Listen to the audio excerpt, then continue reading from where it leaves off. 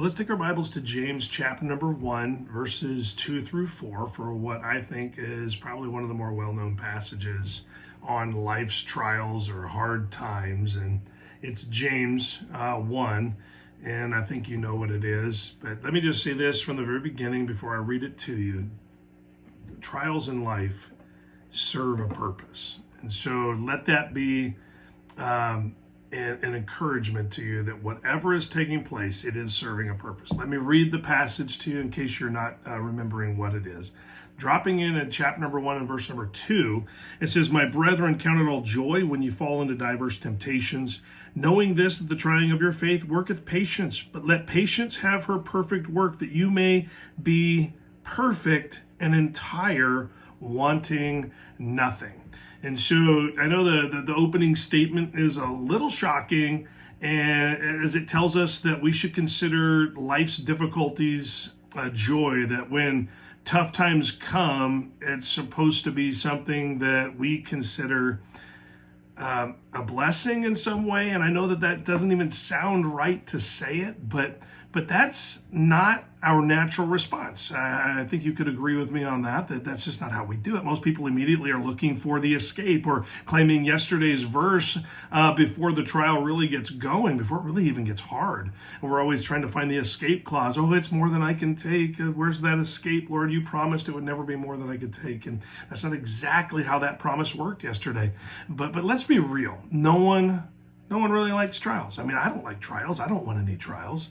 And so we have to remind ourselves that, and James is trying to help us, that since everyone faces them, consider the growth we will experience.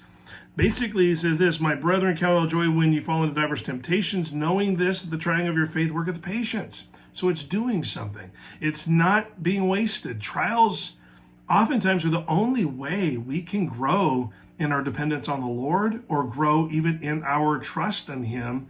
It's trials. When we walk with Him, we grow in our ability to wait for what God is teaching us. Trials have a way of forcing our faith out into the open. In fact, I don't know if you've noticed this, but oftentimes when you're having a difficult time or you're struggling through a trial, you first make some mistakes and don't do it right, and then God is helping you try to get to the place where you're responding well. And so when we walk with Him, we grow in our ability to wait for what God is teaching us. Like I said, trials force our faith out into the open. Trials reveal the real us. And if you're like me, I don't like it.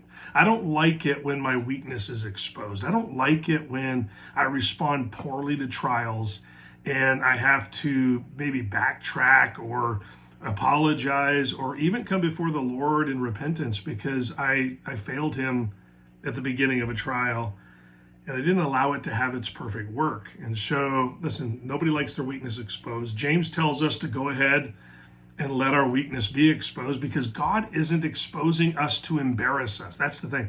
Our world exposes our weaknesses so it can embarrass us, so it can make us feel dumb. And God is not doing that. He's just saying, hey, look, here's a weak spot. Let me expose it to you so you can see it. So you and I could work on it together so you can be stronger. So instead of